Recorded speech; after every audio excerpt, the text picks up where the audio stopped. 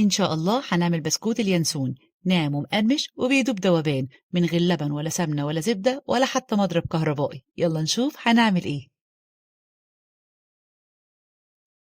عندي 3 أكواب من الدقيق المنخولين كويس جدا، هضيف عليهم 3 معالق كبار من اليانسون، عندي ربع معلقة صغيرة ملح، باكت بيكنج باودر وزنه 23 جرام، بقلبهم كويس وبسيبهم على جنب.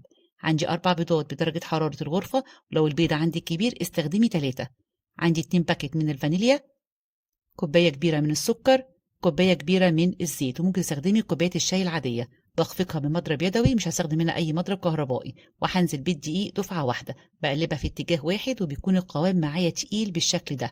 هجهز صينية، أنا عندي مقاسة 30 في 40، ممكن تستخدمي أي صينية عندك اديها مسحة من السمنة أو الزبدة.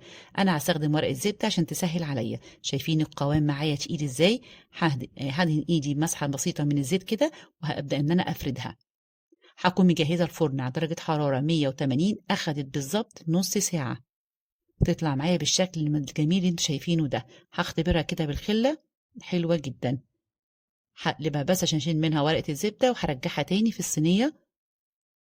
أول ما بتبرد خالص ببدأ إن أنا أقطعها كده بالطول، وهقطعها كده صوابع بالشكل دوت. طبعا عايزة أقول لكم ريحتها جميلة جدا زي ما انتوا شايفين. حجمها حلو جدا وتسويتها حلوة قوي. هجيب صينية تانية وهبدأ إن أنا أرصها كده على الجنب بالشكل ده، وهدخلها تاني على الفرن بس على أقل درجة. أنا عملتها على 160، هتتحمص معاكي. وحاولي انت تديري الصاجات كل شوية عشان تتحمص معاكي وتديكي اللون الذهبي الحلو اللي انتوا شايفينه ده.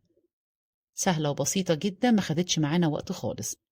لو عجبكم الفيديو متنسوش الاشتراك في القناة وتفعيل الجرس، وسيبولي تعليق حلو. سهلة وخفيفة، تنفع قوي مع كوباية شاي، وبالهنا والشفا.